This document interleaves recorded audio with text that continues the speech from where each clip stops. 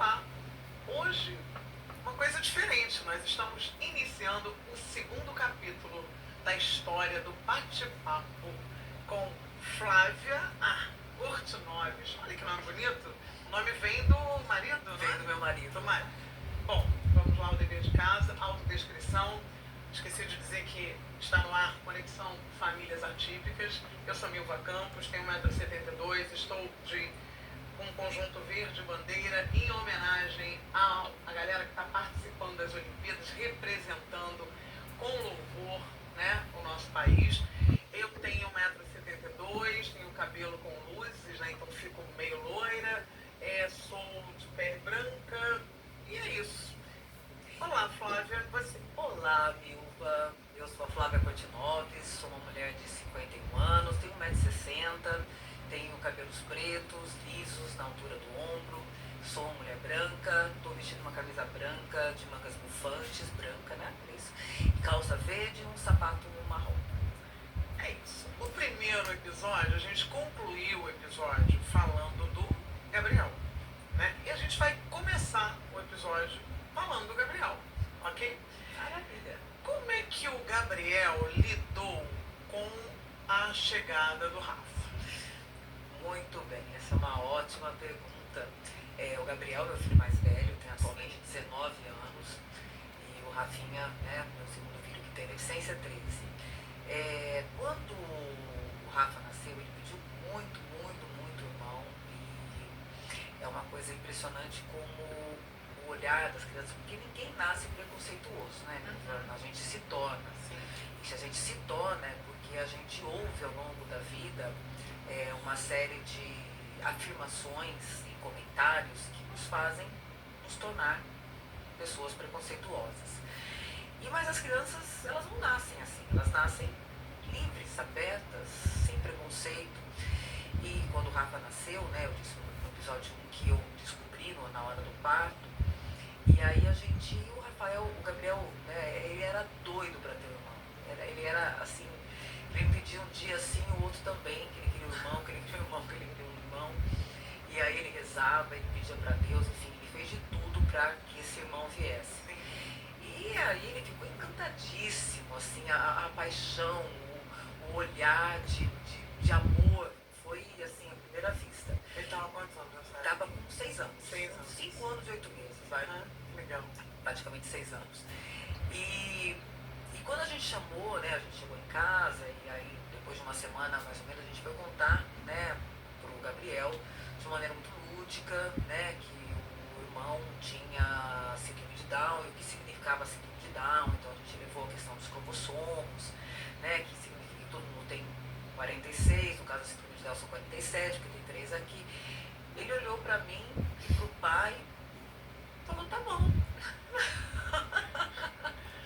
Pra mim não tem a mínima importância. Tipo assim, é como se eu estivesse dizendo, olha, o cabelo do seu irmão não é encaracolado como o seu, é liso. Sim. E aí pra ele foi uma coisa super natural. E aí a gente foi trazendo aos poucos, né, assim, o que significa a síndrome de Down de uma maneira muito leve. Olha, pode ser que teu irmão demore um pouquinho mais pra andar, né, pode ser que teu irmão isso. E aí a gente foi trazendo isso, e o Rafa tinha, na época de bebê, uma língua bastante, assim, proeminente, que é uma das características da síndrome de Down. E um dia um amiguinho dele, né, falou assim, mas por que teu irmão tem essa língua pra fora? Ele falou, ele vai aprender a colocar a língua pra dentro, mas é que ele vai demorar um pouco mais porque ele tem síndrome de Down. E eu ouvi ele contando com essa naturalidade que eu estou falando aqui pro amigo. E o amigo, tá. Pronto, tá resolvido. E Como acabou. a gente elabora, né? Então, assim, e aí a gente foi trazendo isso e a coisa foi acontecendo, né? Então, assim, ele né, nessa época ainda que o Rafa era pequeno, assim, muito participativo, muito atuante. E aí, eu tive, quando o Rafa tinha por volta de uns 2 anos, o Gabriel, né, por volta aí dos seus 8 anos, o Gabriel um dia, a gente sentado na mesa, perguntou assim pra mim, mãe, por que todo mundo fala que você é uma mãe especial e que o Rafa é uma criança especial? Você não era especial quando você só era minha mãe? Nossa. E eu não sou especial, mãe. Eu vou ser bem sincera que isso é um assunto até que me emociona muito, porque eu olhei aquela criança questionando de uma forma extremamente justa. Sensível e inteligente. Como assim um é especial e o outro não é especial? E isso me desencadeou uma quantidade de reflexões gigantescas. E para falar bem a verdade, esse assunto foi tão impactante que eu nem lembro exatamente como eu me saí dessa, mas é que foi tão chocante para mim também, e que eu nunca imaginei um olhar de uma criança que não tem deficiência, então, portanto, ela não é reconhecida na sociedade como especial. Qual é o olhar, como ela entendeu isso e como ela se sente, e né? como ela estava se sentindo naquele momento. Ela estava querendo entender por que o irmão é especial e ele não é especial. Ele também era filho, né? E aí eu acho que mais ou menos a maneira como eu disse naquele momento, eu falei, não, filho, é que as pessoas costumam falar dessa maneira, mas não existe filho que não seja especial para sua mãe. E aí as pessoas se confundem, né? Que coloca que só as pessoas que têm deficiência são especiais. Isso não existe, filho, porque não existe filho que não seja especial para a mãe. A mãe pode ter quantos filhos for, cada filho é muito especial, cada filho é diferente.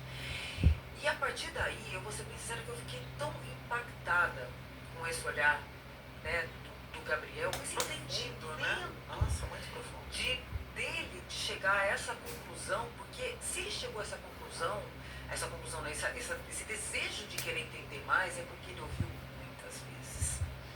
Ele ouviu porque eu tenho um irmão especial, porque a sua mãe é especial, quer dizer, e essa fala da sociedade, e aí a gente foi desconstruindo isso em casa, e essa reflexão me levou para uma outra reflexão, né, sobre esse lugar, né, do que significa ser mãe, né, ou, né, mãe atípica, porque esse lugar também me fez refletir, assim, considerando aí essa consequência dessa reflexão, né, de quando meu filho era pequeno, de o que significa ser mãe atípica, né, porque todas as vezes que a gente segrega, né, separa, é porque a gente, de alguma maneira, também considera que existe, de fato, uma diferença. Sim. Né, entre a maioria, né, entre se você tiver um filho no padrão, né, naquilo que a gente está mais acostumado, que é a maioria das pessoas, que são as pessoas sem deficiência, então isso é o típico. Mas se teu filho tiver alguma característica, né, que o diferencie da maioria, então você se torna o A. E aí esse A, né, que é exatamente o contrário, o oposto, né, o outro lado, também me faz pensar sobre isso. Na verdade, é negação. Negação, né? exatamente. Dentro da literatura, no português, da gramática. Ele te coloca exatamente do lado contrário, né? Então, é isso que eu queria dizer. E aí, isso me fez também pensar, de falar, cara, será que eu estou nesse lugar? Porque assim, se eu me coloco nesse lugar, eu vou corroborar com aquilo que meu filho me questionou, você entendeu? Porque eu sou duas mães. Eu não me vejo como duas mães, eu me vejo como mãe de dois meninos. Com situações e características completamente diferentes. E não é só pela questão da deficiência, eles são completamente diferentes mesmo. Né? Enquanto eu tenho um artista, que é o Rafa, eu tenho um outro que não sobe no palco nem amarrado. Mas ele fazia as apresentações de final de ano, sim, dançar a festa junina, meu Deus do céu. E o Rafael sempre foi aquele que depois que todo mundo subiu no palco, ele dava um jeito pequenininho de subir no palco. Enfim, então assim, não é só a característica de deficiência que faz, né, que faz os meus filhos serem diferentes. Eles são muito diferentes. E a deficiência é uma característica que também os diferencia. Me levou para pensar assim, será que a mãe que de repente tem um filho que se envolve com droga ou com crime, será que ela também pode ser chamada de atípica? Porque ela também vive uma realidade que não é ideal, né? Essa é uma outra reflexão, porque a maioria, assim, se a gente entender que, né, indo por essa linha, se a gente também prestar atenção, bom, eu quero, assim, se meu filho nasceu igual a maioria, sim, e vai ter um desenvolvimento igual igual da maioria, que Sim. é aquele desenvolvimento que vai Sim, padrão. estudar, vai se Isso. formar, vai trabalhar, depois vai encontrar alguém, vai casar, né? Então, enfim, então assim, qualquer mudança a partir dessa rota vai se tornar uma pessoa, uma mãe atípica, porque essa rota não nos compete, né? Assim, a rota da vida, ou mesmo o nascimento de um filho. Enfim, você é mãe. Então, eu também me vejo hoje nessa condição. Assim, eu me vejo como mãe de dois meninos, um com deficiência e um sem deficiência. Você não se sente atípica. Eu não me sinto atípica. É o direito que você tem de não se sentir atípica. Que bom que você está nisso. E como o outro que se sente também está no lugar. Tudo bem, exatamente. mesmo assim, e na verdade não é um julgamento não. Não, é uma reflexão, não é julgamento. É uma reflexão que eu tive que fazer a partir do seu filho. A partir do meu filho. E se ele não tivesse me trazido isso, talvez eu também não tivesse feito essa reflexão. Mas essa reflexão, essa provocação vai acontecer dentro de casa. E será que, de repente, se ele não tivesse feito essa provocação, será que você teria tratado ele da mesma maneira que você tratava o Rafa? Ou pelo Rafa ter, de repente, ser uma pessoa que tem síndrome de Down, ele poderia ter tido um olhar mais atencioso, mais... que a gente corre um risco, né? Diante de, é uma pessoa com deficiência, então ela tem que ter um olhar mais, né, cauteloso, cuidadoso. A partir daí, eu acho que deve ter mudado tudo na maneira que você lidou com seus dois filhos, né? Eu acho que, a gente olha, né, agora que eles já estão maiores, né, o Rafa já está em plena adolescência, né, 13 anos, está em adolescente de fato.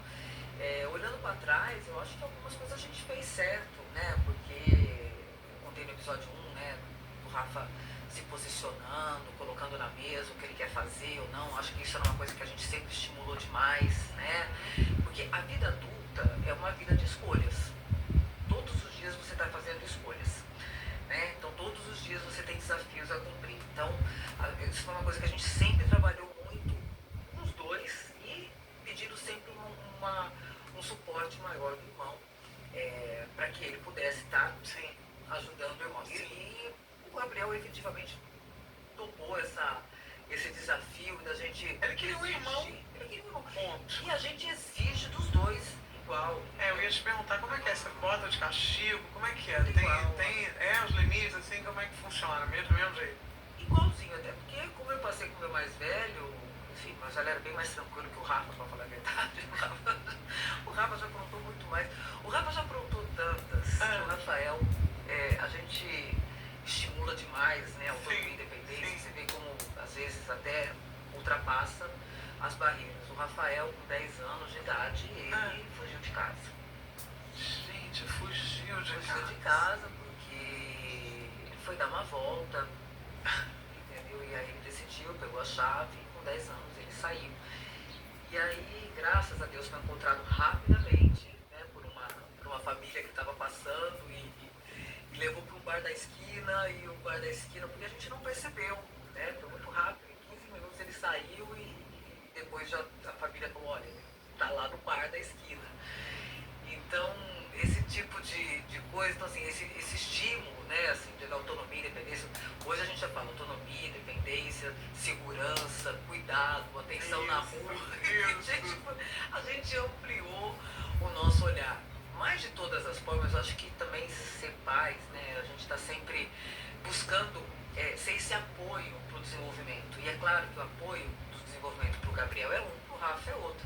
Para o Rafa a gente tem que ser muito mais literal, né, em tudo, né? Então, hoje a gente fala muito, então vamos atravessar a rua. Então, assim, hoje a gente está treinando atravessar a rua, porque ele já tem 13 anos e é claro que ele está doido para fazer algumas coisas sozinho. Ser literal é falar mais, explicar mais, né? Falar bastante, explicar cada passo para que a pessoa entenda e não tenha...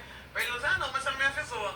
Porque ele não deve ser bobo, né? Ele pode aprontar uma dama, mas você não falou nada. Pronto, então eu tenho que prepará-lo. Exatamente. Entendeu? Então, assim, saber atravessar a rua. Tem coisa mais importante do que saber atravessar a rua. Falava tanto isso na cabeça do meu filho. Não é? Então, assim, com o Rafa a gente treina muito. Então, olha de um lado, olha do outro. Eu não deixo meu filho sair sozinho, não é isso, com 13 anos. Ele sai com o Gabriel? Com o Gabriel, sim. Fazem pequenas coisas. Pega Uber, vai pro shopping, vai fazer compra no mercadinho na esquina, entendeu? Assim. E ele obedece, irmão? Muito. Eles são super parceiros.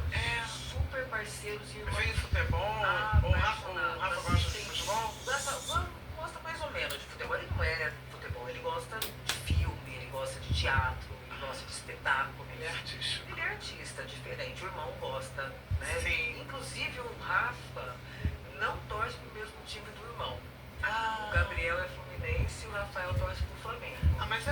artista. Todo artista torce pelo Flamengo. Olha que coisa parcial agora, que coisa feia, Vilma Campos.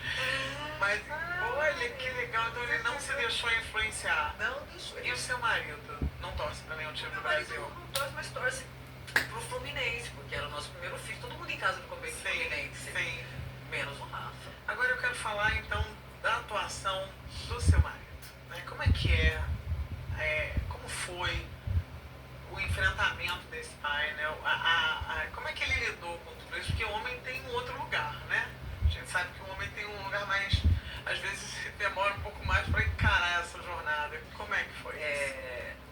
Assim, eu vou dizer uma coisa que, infelizmente, né, assim, a minha situação, a minha realidade Difere muito. É muito diferente da grande maioria das famílias brasileiras, e talvez sim, ou seja, eu estou casada até hoje, meu marido é extremamente parceiro, ele não ajuda, a gente efetivamente está junto no desenvolvimento dos nossos filhos, a gente divide responsabilidades.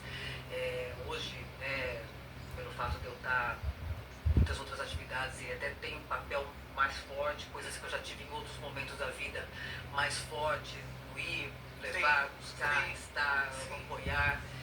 Então, assim, é uma característica muito diferente.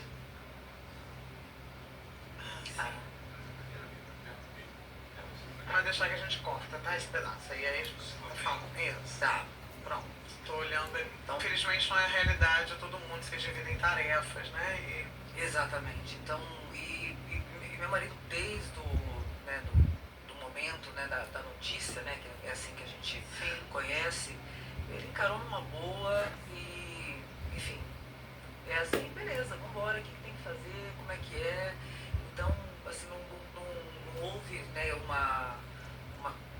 nenhuma condição que pudesse ser diferente daquela que deveria ser a coisa mais comum, né? E é engraçado, diante que você mesmo, né, sinalizou e que você identifica que, infelizmente, essa não é a realidade da grande maioria, o que você acha que está acontecendo? Por que tem tanta mãe solo, né, dentro dessa situação?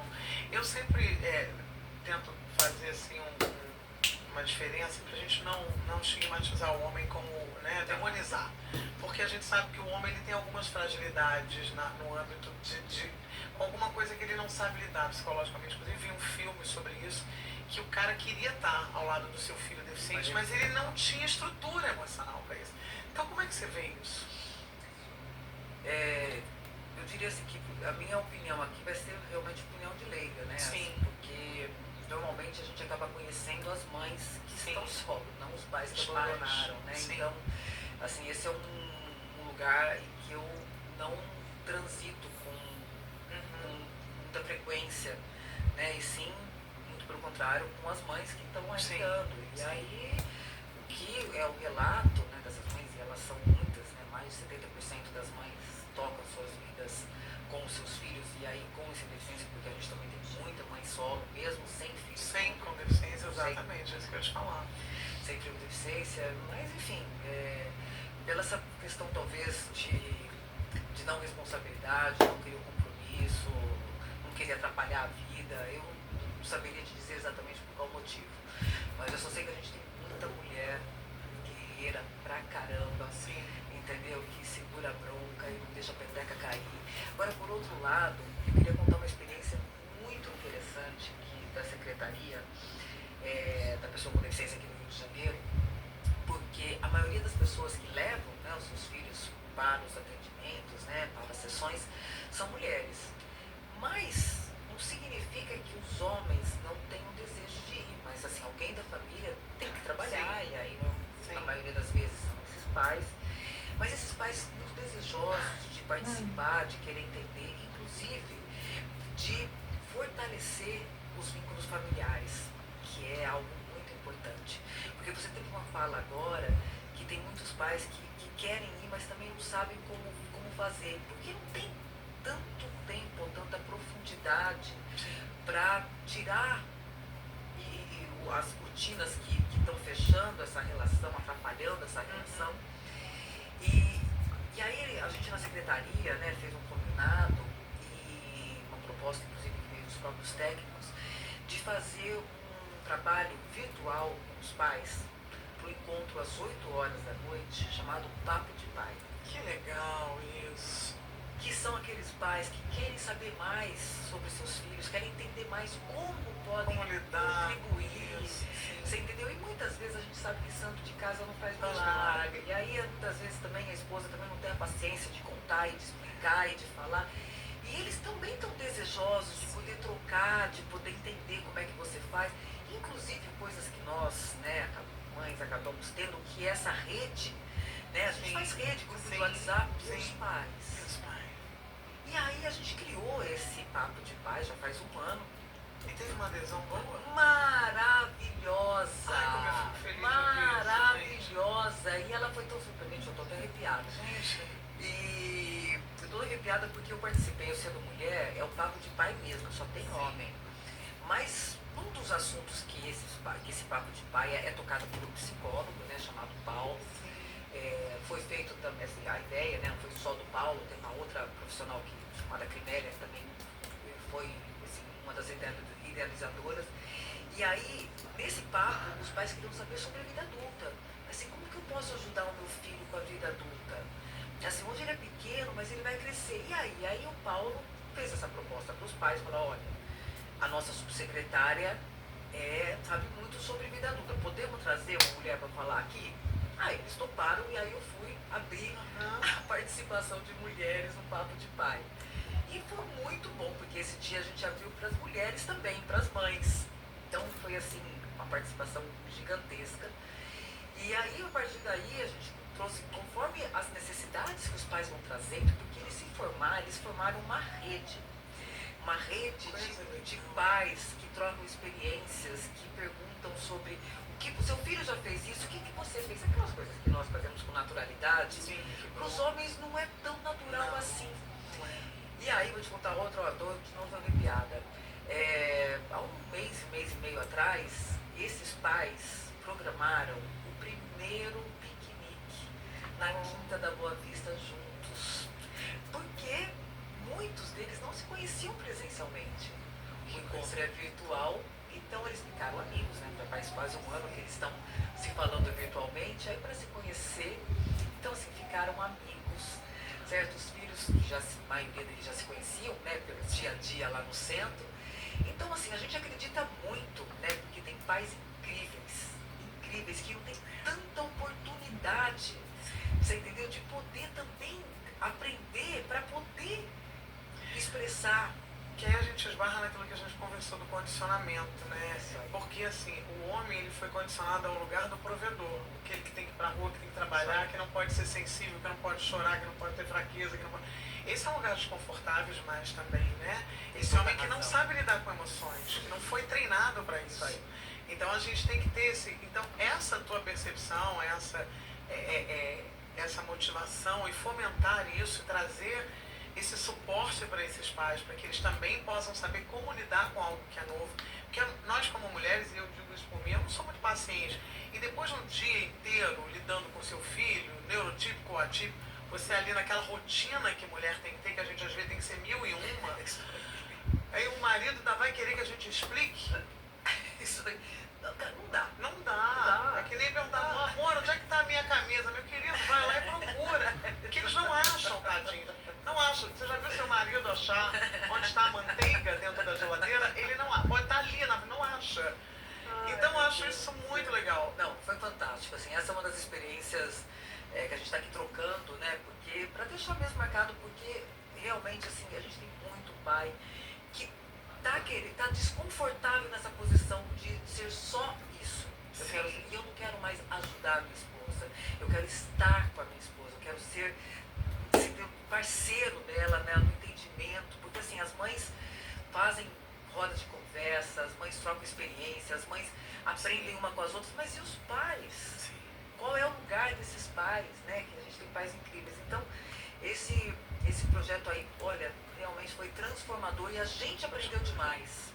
Vocês, né? Vocês descobriram de repente homens que vocês não conheciam, né? Exatamente. Um olhar para eles também. Que coisa bonita. E aí você falou de rede de apoio. Qual é a importância do terceiro setor para você? Dessas pessoas, por exemplo, a gente aqui representa, né? A gente discute esse podcast com as mães, né, dentro de um coletivo. Qual é a importância desse tipo de trabalho? Cara, eu diria que tudo isso que a gente está falando aqui, assim, para mim a importância do terceiro setor, né, para o Brasil, para o Estado, para os estados, para os municípios, o terceiro setor ocupa hoje uma lacuna gigantesca e que jamais o poder público vai conseguir alcançar sozinho. Exatamente. Sozinho ele não vai alcançar, e como deveria ser, porque o terceiro setor ele está muito mais próximo da população e ele faz aquilo, você entendeu, com muitas das vezes com muito mais qualidade, com muito mais suporte financeiro de recursos humanos do que o primeiro setor, que é muito mais engessado, muito mais demorado, muito mais difícil, e assim, a população não tem esse tempo para esperar. Muito mais burocrática, a gente sabe que o Brasil é burocracia, você entendeu? O terceiro setor, de uma maneira, mas ele está mais próximo, ele está, né, nos territórios, porque a maioria dessas organizações, né, da sociedade civil, elas acabam nascendo em territórios por conta de um incômodo ou por conta de uma necessidade. Então ela acaba tendo uma referência muito forte nos territórios, elas estão em muito mais espaços do que o próprio poder público, né? Então estando nesses locais e tendo essa identificação e essa identidade com o território, isso faz com que a atuação do terceiro setor, né, com a parceria, né, com os convênios que são feitos com o primeiro setor, é uma estratégia, é uma alternativa importantíssima para a execução das políticas públicas. É um mecanismo, né, que hoje tem uma legislação muito moderna, né, que dá garantias tanto para as organizações quanto para o primeiro setor, então isso é importantíssimo. Coisas que no passado não existia, né? Muita gente fala, mas está muito burocrático agora, mas gente, essa burocracia também garante muito mais a vida, né, financeira, digamos, do terceiro setor e também do primeiro setor na execução das políticas públicas, porque está tudo muito amarrado. Então, eu acredito que essa é uma estratégia correta, é uma estratégia da maneira como tem que ser. E eu diria talvez até, né, uma das melhores estratégias que a gente tem é pela capilaridade das organizações dos territórios. Ninguém tem condições de sair de um local para o outro, principalmente com pessoas com deficiência, certo? Porque a gente não tem. Não tem vários locais, né? Que bom que tem essas instituições atuando em todos os lugares, né? E agora, o que você acha que falta para que haja essa parceria também com o privado, né, com as empresas? Porque você acha que está faltando maior proximidade? Porque o apoio das empresas também seria muito bom, porque muita gente que está à frente dessas instituições está numa batalha árdua para conseguir mantê-las, né? Então, você que é uma mulher que vem dessa realidade, que você faz um apelo aí para o pessoal, para os empresários, para as pessoas, né, das grandes empresas, selo aí de responsabilidade social? Fala aí para mim. Muito bom. Bom, também atuando, né, na área, porque eu continuo atuando, né, também de frente com as organizações, esse é um despertar que também tem acontecido, principalmente nas grandes organizações, né? A maioria delas as grandes organizações, estou dizendo, tem a sua área de responsabilidade social e tem realmente um desejo muito grande, né, de trabalhar com o desenvolvimento, né, social, ambiental, né, do seu entorno, mas a gente ainda tem, infelizmente, poucas empresas, principalmente aqui no Rio de Janeiro, a gente não tem tantas grandes empresas assim, né? Essa é uma característica do Rio que dificulta esse olhar das empresas, né? As empresas estão mais para médio e pequeno porte, mas as organizações, né, que entendem o seu papel social, né, entendem o seu compromisso, né, e não só executar, não só fazer, por exemplo, vender os seus produtos, os seus serviços, mas também agregar a sua marca, uma causa, né, o que a gente chama de marketing de causas, essas empresas também acabam sendo grandes parceiras. O que acontece também muitas vezes, Bruno, é que as apresentações, né, ou esse match das organizações, eles acabam não acontecendo porque a fala de um lado não é aquela fala do outro lado. Então, às vezes eu não consigo, a organização que eu já ouvi muitas vezes, não consegui entender qual é a proposta, não consegui entender como conectar com a minha empresa, porque as coisas têm que estar conectadas. Sim, está alinhado, né? Então, assim, eu diria que a gente tem uma oportunidade aí para trabalhar dos dois lados, mas também trazer essa fala do terceiro setor, que seja a fala do segundo setor. Sim. Entendeu? Para que elas se conversem e falem, cara, porque essa atividade aqui tem que ser ganha-ganha. É, porque um precisa do outro, né? Isso, isso. Não pode ser só de um lado. Isso, você vai defender só o seu lado, isso, aquilo não vai dar. Porque não é uma doação. Não é. Você entendeu? É uma contrapartida. Sim, eu invisto aqui, mas eu vou receber aqui. Então, esse ganha-ganha, eu percebo que muitas vezes não é costurado. Ele não é trabalhado para que ambos os lados, você entendeu, tragam esse match. Vamos trabalhar para fazer esse match. Essa é uma grande oportunidade, tá? Grande oportunidade mesmo. Porque quando você não tem isso, você tem uma empresa que quer investir em projetos, mas não sabe quais projetos porque ela não conseguiu identificar nada que tivesse relacionado à causa dela. E por outro lado, eu tenho as organizações que precisam de parcerias para manter os seus serviços. Você fala, ué, aqui tem dinheiro, aqui precisa de dinheiro, por que não dá match? Porque está faltando o encaixe. Vamos trabalhar para esse encaixe. Agora, tem que falar, porque a gente tem 8 minutos, quais são os mitos? Vou entrar agora, sair do outro lado. Vamos lá. Quais são os mitos a respeito da sexualidade das pessoas com deficiência? Principalmente do pessoal que tem síndrome de Down. Ai, meu Deus, essa é uma pergunta ótima, porque eu ouço, assim, muito ainda, em todos os locais, assim, seja por trabalho, seja nas empresas, seja nos locais que eu trabalho com eles em festivais, em espetáculos, porque existe também um mito, né, um estereótipo, um paradigma na sociedade que as pessoas com síndrome de Down têm, a sexualidade exacerbada. E eu tenho certeza que a maioria da galera que está assistindo aqui já ouviu isso. Eu já ouvi. Já ouviu, não é? Sim, muito. Se a gente perguntar para todo mundo aqui, todo mundo já ouviu pelo menos uma única vez na vida. E talvez até tenha dito porque ouviu. Sim, porque, reproduz, assim, né? Reproduz. Acontece que isso é um mito gigantesco. E que acontece, né? Isso acontece porque a sexualidade das pessoas com síndrome de Down são bastante reprimidas. Os pais, eles não admitem que os seus filhos, queridinhos, fofinhos, entendeu? Cresceram. E aí, cresceram. E como eles crescem, eles também desenvolvem, né? Os seus hormônios aí começam Como cresceu o Gabriel também, a purular. E aí, eles querem, então, namorar. E aí, eles, de jeito nenhum, imagina que meu menino, minha criança eterna, meu filhozinho, meu amor, minha coisinha vai namorar. Imagina, vai beijar. Mas que isso? De jeito nenhum. E aí, nega.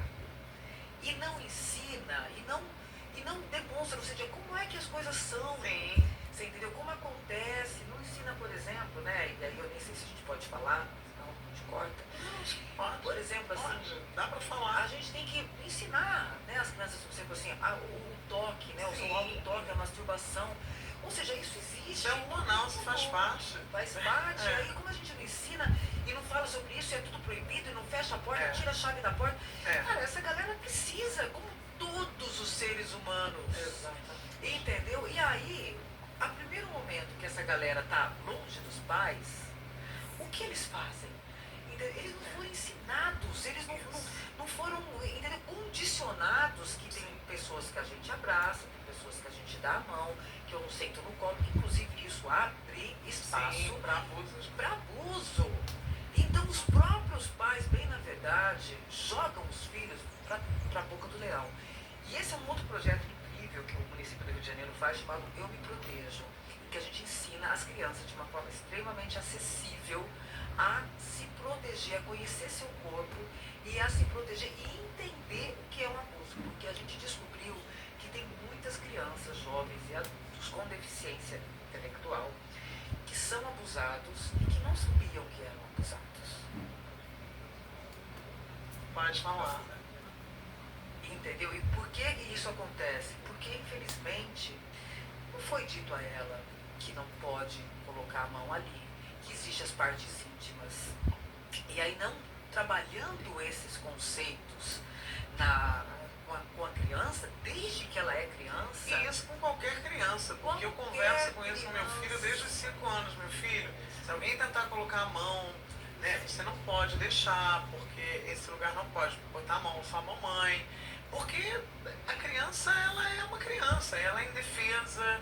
E algumas pessoas com essa questão da deficiência intelectual acabam, essa fase ela se estende, né? Isso aí. Não tem essa malícia, não tem esse crivo, E aí não tem como assim, se a gente não ensina, como é que vai o se outro não defender? aprende. Exatamente. Assim, é natural. Então, assim, só que aí a gente não ensina, porque a gente acha que isso não vai acontecer com o nosso filho. Você entendeu? Isso acontece com os outros, mas com o nosso não, que tem deficiência, eu tô aqui, mas acontece. E não adianta dizer que é com estranhos, porque a maioria acontece com pessoas conhecidas. Então, assim, é uma situação muito crítica essa. Então, esse projeto chamado Eu Me Protejo, e que a gente fez uma parceria muito bacana com a FEBEX, junto às organizações, para que a gente pudesse capacitar as organizações. Esse não é um projeto da secretaria, mas sim é um projeto que existe, gratuito, e a gente simplesmente, né, adotou e depois apresentou ao município, porque ele é transformador. É necessário, né? E aí ele é incrível, porque muitas das famílias, quando a gente começou a falar sobre isso, falavam, eu não quero falar sobre isso porque não quero falar sobre educação sexual. Ninguém está falando sobre educação sexual. A gente está falando em se conhecer e saber o que é legal, onde o toque é legal, onde o toque não é legal. E se o toque não é legal, o outro não pode pedir para você manter segredo, porque carinho é bom. Entendeu? Então, assim, são falas que não tem nada a ver com educação sexual. É proteção mesmo. Você entendeu? É proteção de verdade. Então, esse projeto chamado Eu Me Protejo, que ele é gratuito, tá lá, eumeprotejo.com.br, ele traz esse conceito e não é para pessoas com deficiência, é para pessoas com e sem deficiência. Porque ele é completamente acessível, ele tem linguagem simples, ele tem imagens, todas as crianças estão vestidas, então ele não tem conotação, por exemplo, que vai deixar Vai despertar nada. Nada. Ele não fomenta nada, gente. Nada. Pelo contrário, né? Isso aí, está todo mundo vestido, como tem que ser, mas acontece que fala de tudo isso que a gente está falando. Sim. Por exemplo, meu filho hoje de manhã, por acaso, eu falei para ele, filho, se alguém tentar colocar a mão no seu piu-piu, porque na casa a gente fala piu-piu, mas cada um fala do jeito que quiser. Ai, mãe, já sei. Tem que gritar, né? Mas não pode rir, porque ele não aguenta mais, entendeu? Mas é um trabalho. Ai, mãe, você tem que... Entendeu? É Sim. incansável. Você entendeu? É incansável. E aí eu falei, filho, mas você vai gritar como? Muito alto. E assim, eu achei muito engraçado porque ele falou bem do jeito adolescente de ser, sabe?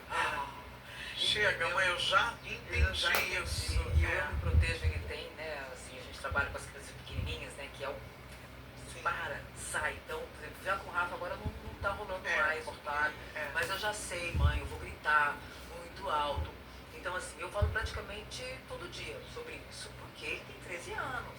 Ele tá no meio, os hormônios vão pro pico, né? Você entendeu? Ele tá no topo total. Então, é importantíssimo que ele saiba exatamente isso, porque ele também está tendo as suas experiências sozinhos no quarto, então totalmente regulado. Porque quando começou a adolescência, realmente teve um problema, entendeu? Assim, onde faz, onde não é, você entendeu? Então hoje, por exemplo, eu vejo ele totalmente regulado, ele sabe que ele vai pro quarto, ele fecha a porta, entendeu? Então, assim, esse tipo de coisa é importantíssimo, porque ele está vivendo, você entendeu? A sua descoberta, você entendeu? A sua descoberta do corpo, dos prazeres. Isso é saudável para ele, para qualquer pessoa. Para qualquer pessoa. Você entendeu? Isso não tem nada a ver com se proteger da violência. Isso tem a ver. Então, assim, por que se fala, voltando àquela sua pergunta, por que se fala da sexualidade? Gente, porque você está amarrada, encapsulada. E a hora que eu me vejo solta, cara, eu quero ir com tudo. Fazer uma analogia, proíba alguém de comer um bolo de chocolate. O dia que ele vê um bolo de chocolate na frente, que ele estiver sozinho, que ele puder comer, ele vai comer o bolo inteiro. É ou não é? É isso aí, pronto. É Simples isso, assim. né? Simples assim? Simples assim. É isso. Olha, eu tenho tanta coisa, tinha tanta coisa para falar com você. Eu ia perguntar, dentro de toda esse contexto, né? Você se sente preparada para o primeiro amor do Rafa, da mesma forma que você talvez não tenha se preparado para o primeiro amor do Gabriel? E aí eu quero que com isso você deixe umas mensagens para as mães que têm filhos com síndrome de Down, que estão descobrindo agora que seu filho, né, que estão recebendo essa notícia, olha, tá lá na maternidade, diga aí, aproveitando. Bom, enfim, eu falo que a gente nunca está preparado para nada, né? Sim. Porque a gente já se viu, assim, a gente não se prepara para ser mãe. Aliás, a gente até lê uns livros, assiste uns vídeos, mas não é tudo tão diferente. E assim, eu tenho certeza que quando eu vi meu filho, né, o Rafa, beijar, aí eu vou falar assim, a primeira namorada, ou o primeiro namorado, porque a gente também não sabe, entendeu? Isso, Assim, exatamente. e tá tudo Exatamente. certo, enfim, o primeiro companheiro, companheira dele, enfim, a gente vai falar, poxa, a primeira vez que eu vi o meu filho também mais velho se beijando, eu falei, ai meu Deus, realmente. Não é mais o meu bebê. Não é mesmo, já dá outras paixões fora de casa. Então a gente não se prepara, eu acho que vai ser assim, vai ser doloroso, como é sempre. Sim. E a sua mensagem? O que você diz? Cara, eu acho que a minha mensagem, assim, que é baseada mais na minha, na minha vivência com o Rafael, né, e depois com tantas outras pessoas com deficiência, principalmente intelectual, que passou na minha vida ao longo desses últimos 13 anos, é que a gente não esqueça que todos nós somos pessoas, e que a gente nunca coloque a deficiência na frente da pessoa, e que a gente nunca limite ou pré-julgue, né, antes de tentar. Porque senão, isso eu falo pra mim mesma todos os dias, porque eu mesma todos os dias também tenho uma característica assim, ai, cara, isso vai ser tão difícil com o Rafael, nossa, não vai demorar o Rafael fazer isso. E aí eu tiro do Rafael a possibilidade dele fazer e tentar. E aí quando eu faço isso, eu tô sendo super capacitista, né, que é o preconceito em relação a ele, acreditando que ele não tem capacidade. E a gente é muito capacitista e eu sou muito capacitista. Não é porque eu trabalho e eu sou mãe, eu não sou. Eu sou muito e eu luto contra isso todos os dias. Falo que hoje eu sou uma capacitista consciente, eu já fui inconsciente. E eu acho que quando a gente olha para os nossos filhos e não busque aquilo que falta e a gente foque naquilo que ele tem de falta, cara, isso vai ser muito, muito transformador para a sua vida e para a vida do seu filho principalmente. Porque ele vai ser estimulado de uma maneira que ele possa desenvolver esse máximo de potencialidade. E eu acho que esse foi o maior aprendizado da minha vida, poder enxergar a potencialidade no outro, né? E a gente sempre tem, quando a gente trabalha com qualquer pessoa, a gente fala, ah, essa pessoa é assim, mas essa pessoa é assado. Cara, mas ela tá aqui, eu vou focar no assim, não no assado, porque no assado todos nós temos, né? Coisas boas e coisas não tão boas, mas a decisão de onde focar é sua, né? É isso, e essa capacidade, né? Eu quero agradecer por você ter dividido com a gente nesse episódio, mais um episódio. Foi a primeira vez que a gente fez dois, uma dobradinha, mas foi muito legal esse papo. Quero agradecer por você ter dividido todo esse teu aprendizado, toda essa tua vivência, porque foi maravilhoso conversar com você. Você é uma pessoa linda, especial. E tem muito a dizer. E você quer dividir algum arroba com a gente lá da secretaria? Então vamos lá. Então, o arroba SMPDRIO, Secretaria Municipal da Pessoa com Deficiência, Rio. Tanto no Instagram quanto no YouTube. Isso aí, gente. Se vocês quiserem algum esclarecimento, buscar alguma informação, é só ir lá. E se você gostou dessa segunda parte, desse formato de dobradinha, aí curte, compartilha, ativa as notificações no sininho. E se quiser fazer perguntas pra gente, também diz lá que a gente vai responder, tá bom? Muito obrigada mais uma vez, Flávia. Eu agradeço. Até o próximo episódio com muitos outros grandes aprendizados. Muito obrigada. Obrigada, gente. Esse cara, que papo bom.